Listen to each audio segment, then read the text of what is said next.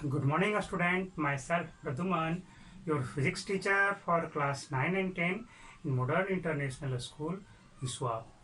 Dear students, today we have to discuss about refraction through spherical lenses. First of all, we have to know about spherical lenses. What is a spherical lens? This is a piece of transparent glass. This is a piece of transparent glass which work on the principle of refraction. ये कुछ है नहीं, आपका lens है क्या? आपका एक transparent glass है जो कौन से बेसिस पे वर्क कर रहा है जी? तो रिफ्रैक्शन का जो आपका प्रिंसिपल है उसके बेसिस पे वर्क करता है। इसमें कुछ कंडीशंस हैं। वैसे तो बहुत सारे ग्लासेस हो जाएंगे, ग्लास स्लैब भी हो सकता है ना? तो ग्लास स्लैब है बट वो लेंस हम उसे नहीं कहेंगे। इसमें क्या कंडीशन है कि the two surfaces of the glass is curved. दो सरफेस जो है इसका कर्व होना चाहिए, है ना? क्या लिखा गया है यहाँ पे देखो, a lens is a piece of transparent glass bond by two spherical surface. जैसे हमने एक स्फेरिकल सरफेस कहीं से ले आया, एक मिरर। कौन सा मिरर? कोई भी मिरर हो, कॉनकेव मिरर हो या फिर कॉन्वेक्स मिरर हो, मिरर आपका सेम ही होगा। मिरर का जो ग्लास का जो शेप होगा वो एक ही होगा दोनों में। बट अगर इसी ट्रांसपेरेंट ग्लास की इस साइड को पेंट कर दिया, इस बैक साइड को सिल्वर से पेंट किया, तब ये आपका कॉन्वेक्स मिरर बन गया। बट इसी ट्रांसपेरेंट ग्लास को आप इधर से आप पेंट कर दिया तो ये कॉन्केव मिरर बन गया, है ना? तो ऐसा ही हमारे पास टू सरफेस वाला एक ग्लास होना चाहिए। जैसे एक ग्लास है, एक प्लेन शीट है ग्लास का, तो ये आपको बिल्कुल ही फ्लैट है। बट होगा क्या, आपका ऐसा होना चाहिए कि ऊपर की ओर उभरा हुआ हो, ऐसे बिल्कुल बीच में आपका मटेरियल फिलअप हो। बट इसमें क्या देखोगे कि इसमें यहां से अगर जो हम बात करें ऐसे, तो इसमें आपका खाली है, इम्प्टी है ये स्पेस नहीं। तो आपको लेंस के केस में ये भी आपका ग्लास से भरा हुआ ही होना चाहिए। एक सरफेस तो उभरा हुआ होना ही चाहिए और ये आपको मटेरियल से भरा हुआ होना चाहिए। अब वैसे ऐसे दो ग्लास हम ले लें, है ना? एक यहां से ऐसा ले लिया और ये दोनों को कंबाइंड कर दिया, तब जाकर के ये बन गया, लेंस बन गया। और अगर नहीं भी कंबाइंड किया तब भी ये लेंस है। कोई भी एक सरफेस आपका कर्व रह गया तो वो आपका लेंस बन गया। कर्व होना चाहिए, आपका दोनों सरफेस कर्व हो तब भी, और आपका एक सरफेस कर्व हो तब भी। उसी के अकॉर्डिंग जो है लेंस का नोमेनक्लेचर किया जाता है, नाम दिया जाता है। अगर दोनों सरफेस कर्व है तब उसका नाम कुछ और। जैसे इस केस में कहोगे ये आपका, अगर बाहर की ओर कोई निकला हुआ सरफेस है उसको हम लोग कॉन्वेक्स सरफेस बोलते हैं। जैसे इसे हम देखेंगे तो राइट साइड से ही देखेंगे, इस सरफेस को, इस सरफेस को इस साइड से देखेंगे, है ना? तो जिस साइड से हमने देखा उधर से लगा कि बाहर की ओर उभरा हुआ है तो वो कॉन्वेक्स है। हम इस साइड से देखने के लिए आया, ऐसे देखो, ऐसे इस तरह से, तो हमने क्या देखा, ये भीतर की ओर धसा हुआ है, ब्लेजेस इनवर्ड। ऐसे में इसे कॉन्केव सरफेस हम लोग बोलेंगे। मिरर में भी आपने पढ़ा है कि ऐसा है तो कॉन्केव, ऐसा है तो कॉन्वेक्स। ठीक उसी तरह से इसमें भी कंसेप्ट यूज होता है। तो इनके सरफेस के आधार पे हम लोग जो है इसका नाम भी रखते हैं। अगर दोनों सरफेस आपका कॉन्वेक्स है, ये भी कॉन्वेक्स, ये भी देख रहे हो, दो सरफेस, इसमें क्या देखा, एक फ्लैट है और एक कॉन्वेक्स है, तो इसे हम लोग प्लेनो कॉन्वेक्स लेंस भी बोलते हैं। प्लेनो कॉन्वेक्स लेंस बोलेंगे। प्लेनो, एक साइड प्लेन है और एक साइड कॉन्वेक्स है। अब इसमें देख रहे हो क्या है, इसमें क्या देखा, एक है प्लेन सरफेस और ये क्या है, कॉन्केव सरफेस है। तो इसको प्लेनो कॉन्केव लेंस भी बोलेंगे, प्लेनो कॉन्केव लेंस बोलेंगे। बट इसमें क्या है, आपका ये भी आपका कॉन्वेक्स, ये भी कॉन्वेक्स है। हाँ, कुछ के दिमाग में ये आएगा कि इसको हम फिर क्या बोलेंगे, सॉरी इसको तो हमने प्लेनो कॉन्वेक्स बोला, तो इसको क्या बोलेंगे। अरे दोनों सेम ही लेंस है, दोनों सेम ही लेंस है, इसको ऐसे घुमा करके रख दो ना, यही फिगर का इसी के जैसा हो जाएगा। क्लियर है, तो ये सब ध्यान में रखने हैं। तो कुछ लोग कहेंगे कन्वेक्सो प्लेन बोलेंगे, नहीं नहीं वैसा नहीं बोलो, जो नाम है वही नाम बोलना है। प्लेनो कॉन्वेक्स तो प्लेनो कॉन्वेक्स है। इसके बारे में देखोगे, एक साइड फ्लैट है, प्लेन है, और एक साइड आपका उभरा हुआ है, तो इसको बोलेंगे प्लेनो कॉन्वेक्स। ये आपका प्लेनो कॉन्केव हो गया। ये इसमें both surface are convex, then you can say that this is a convexo convex lens, और सिंपली कॉन्वेक्स लेंस बोलेंगे। जब दोनों साइड आपका कॉन्वेक्स है, then you can say that this is a convexo convex और सिंपली कॉन्वेक्स लेंस। ठीक उसी तरह से ये हमारा है, इसमें इस साइड से देखा तब भी आपको इन बार्ड में आपका धसा हुआ है, इससे इस, तो ये आप इधर से भी कॉन्केव, इधर से भी कॉन्केव, इसका नाम क्या होगा, इसका नाम कॉन्केवो कॉन्केव और simply concave lens. Biconcave lens भी बोल सकते, इसको बाय कॉन्वेक्स लेंस भी बोल सकते। Biconcave, biconvex, simple convex इसको बोल दो, सिंपल कॉन्केव भी बोल सकते हैं। ठीक है, तो ये सारे जो हैं कंसेप्ट जो हैं हमारे दिमाग में रहने चाहिए लेंस के प्रति।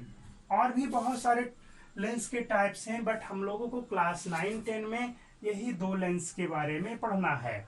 आगे भी इसी दो के बारे में ज्यादा डिस्कशन करना है।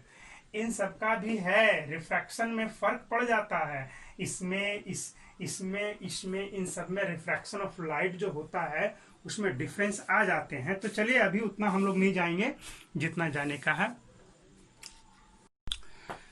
Now another topic is optical centre and principal axis of a lenses. What is optical centre, है ना।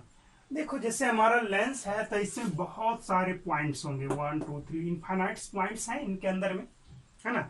ये समझना कि ये आपको ये जो सरफेस कर्व्ड है इसके अंदर जो आपका पूरा ग्लास मटेरियल भरा हुआ है, ये इम्पटी नहीं है। ऐसा नहीं है कि दो इस तरह का कर्व ग्लास लाया, इस तरह से चिपका दिया तो ये लेंस बन गया, नहीं, ये लेंस आपका नहीं होगा। मैं आपको एग्जांपल के लिए बताता हूं।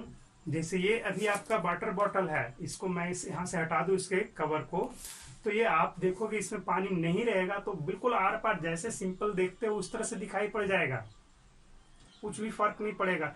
बट जैसे ही इसके अंदर आप वाटर फिलअप करते हो, देखो देखने का जो प्रोसेस है वो बदल जाएगा, वो आपका चेंज हो जाएगा। पहले जो दिख रहा था, अगर ये पेन का तुम्हारा ऐसे ही साइड रखोगे, अभी इस साइड से देखोगे तो ये वाला जो कैप है वो ऐसा दिखेगा, उल्टा दिखना शुरू हो जाएगा। ये सारी चीजों को हम डिस्कस करेंगे, है ना। तो अंदर का मटेरियल पूरी तरह से भरी हुई रहनी चाहिए, और होती भी है। चलिए अब देखें आगे, ऑप्टिकल सेंटर है क्या। द सेंट्रल पॉइंट, जो सबसे मेन जो सेंटर होता है, जो centre point of the spherical lens is called optical centre. जो इसका सेंट्रल पॉइंट है ना, सिर्फ और सिर्फ सेंटर, है ना। तो और इस सेंटर से, जो ऑप्टिकल सेंटर है लेंस का, इस सेंटर से और दोनों सरफेस से परपेंडिकुलर लाइन हो जो गुजरता है, उसे हम लोग क्या बोलते हैं, प्रिंसिपल एक्सिस, है ना। The line perpendicular to the both surface and passing through the optical centre is called principal axis. ये हमारा प्रिंसिपल एक्सिस है, ये दोनों सरफेस पर परपेंडिकुलर हैं। मैं और भी कुछ डिस्कस करूंगा। जैसे इसमें आपने देखा, क्या देखा, ए भी कर्व सरफेस, ए भी कर्व सरफेस। अगर हम लोग सेंटर की बात करें तो यहाँ पे दो तरह का सेंटर मिलेगा। जैसे ये था आपका सेंटर ऑफ कर्वेचर, मिरर के केस में होता था, यहाँ पे होता था। इस तरह से इसमें भी सेंटर ऑफ कर्वेचर मिलेंगे, वो इधर की ओर मिलेंगे। इसका सेंटर ऑफ कर्वेचर इधर की ओर मिलेगा, इसका सेंटर ऑफ कर्वेचर इधर की ओर मिलेगा, है ना। ये आपका क्या है, फर्स्ट कर्व सरफेस, और ये सेकंड कर्व सरफेस है ना। फर्स्ट कर्व सरफेस का इधर की ओर है दैट मीन्स इसका फोकस भी इधर की ओर ही होगा। दो फोकस भी होते हैं इसमें, उसके बारे में डिस्कस किया जाएगा। तो हमारा ये दो टॉपिक तो हुआ कि ऑप्टिकल सेंटर क्या है और क्या बोलते ऑप्टिकल सेंटर और प्रिंसिपल एक्सिस। अब हम लोग प्रिंसिपल फोकस पर डिस्कस करेंगे कि ये होता क्या है। देखो, जब यहाँ पे दो कर्व सरफेस हैं तो दो तरह के फोकस आपको मिलेंगे, दो, बिल्कुल श्योर हो जाओ।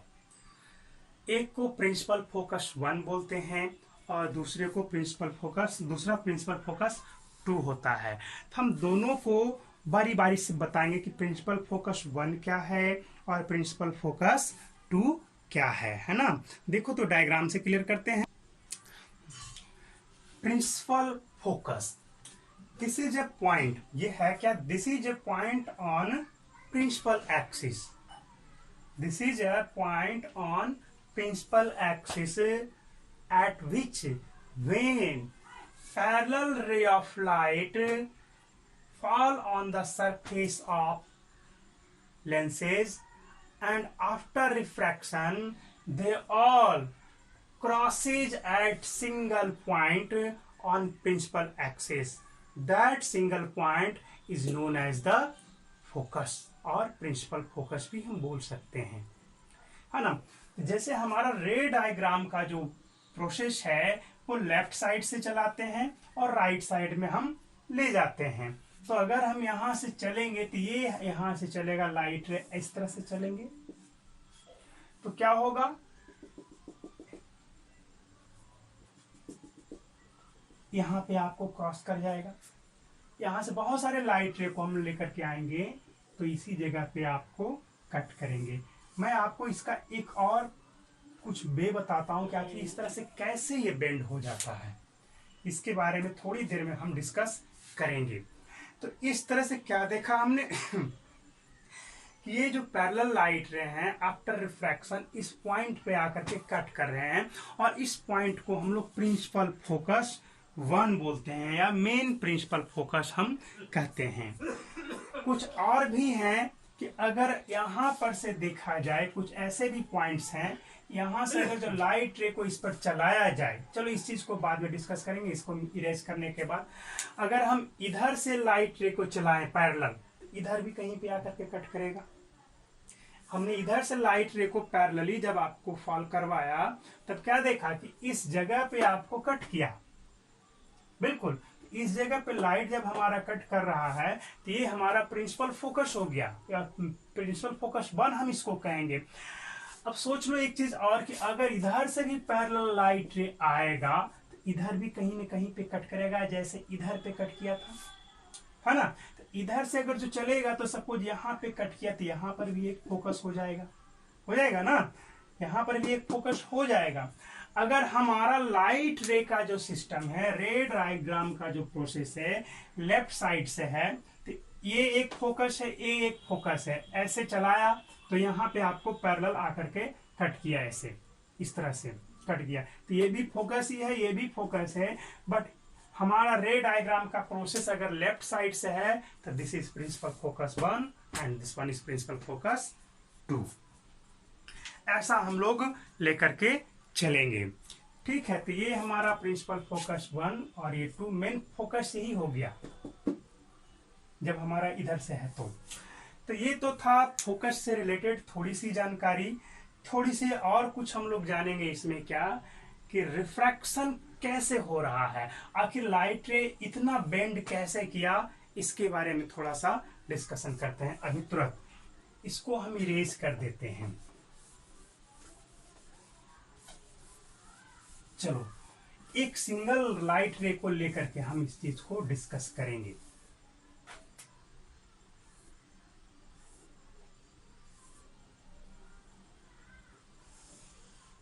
देखो लाइट रे जब हमारा चला, अब जरा सोचो कि आखिर ये इधर ही क्यों बेंड हुआ।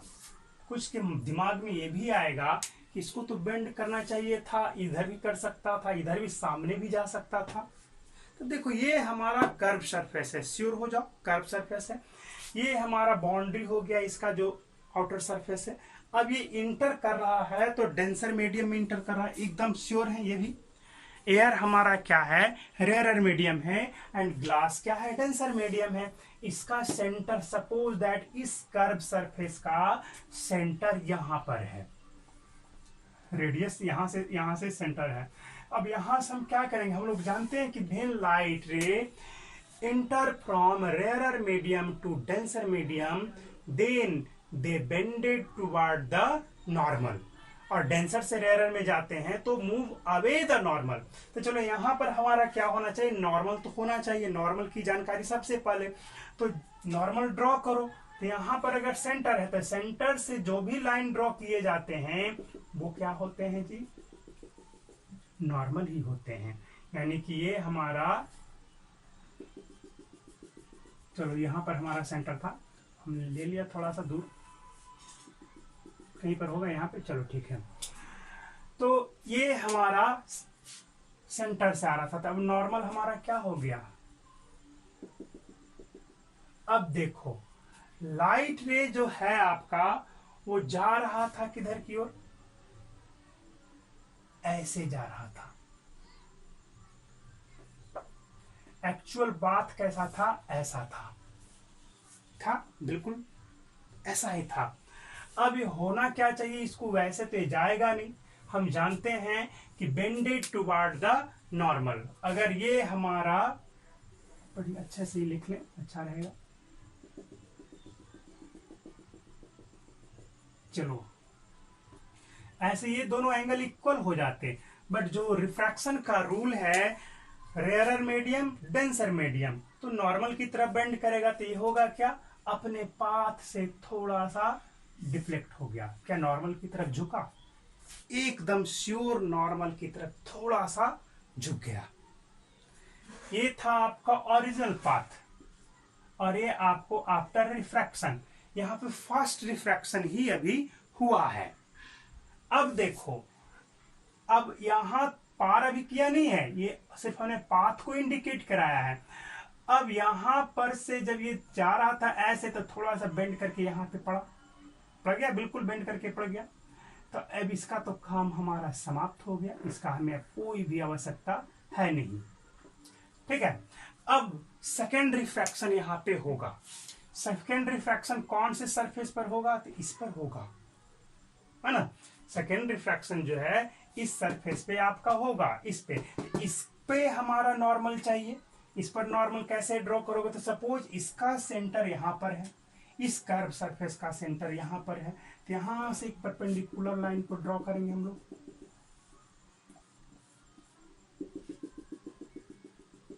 है ना। ठीक है, अब बताओ, अब लाइट के बारे में जानेंगे। ये हमारा नॉर्मल n1 और ये हमारा नॉर्मल n2 है। अब बताओ, अब क्या कहता है रिफ्रैक्शन ऑफ लाइट का जो थ्योरी है, when light enter from denser to rarer they move away the normal. ये हमारा नॉर्मल है, ठीक है। तो अब क्या होगा, ये लाइट रे जो है चलना तो चाहिए था ऐसे, बट ये ऐसे नहीं जा करके नॉर्मल से दूर जाएगा। तो नॉर्मल से दूर जाने को तो इधर की ओर डिफ्लेक्ट होगा, किधर की ओर, श्योर नीचे की ओर, क्योंकि अब इस नॉर्मल से इसको लेना देना, इसका कहानी खत्म, इसका कहानी इसी सरफेस तक यहीं तक था। तो क्या होगा, ये इस तरह से आगे हो जाता है ना। देखो नॉर्मल से दूर जाने के बाद तो ये इधर की ओर थोड़ा सा डिफ्लेक्ट हो गया, तो इस तरह से, सॉरी बाय मिस्टेक ऐसा हो गया, ये अब ऐसे जाएंगे, बिल्कुल ऐसे। तो इस तरह से दो बार रिफ्रैक्शन होने के बाद लाइट रे जो है इधर की ओर प्रिंसिपल एक्सिस पे जाकर के कट करता है। तो यहाँ पे मैंने आपको कैसे लेंस के केस में रिफ्रैक्शन होता है वो एक्सप्लेन किया, ठीक है। बाकी अगले दिन दो बार रिफ्रैक्शन हुआ, फर्स्ट सरफेस पे नॉर्मल यहां से लिया, सेकंड सरफेस पे नॉर्मल यहां से लिया। क्लियर है। तो आज के लिए इतना ही रखेंगे, वीडियो बहुत लंबा होने जा रहा है।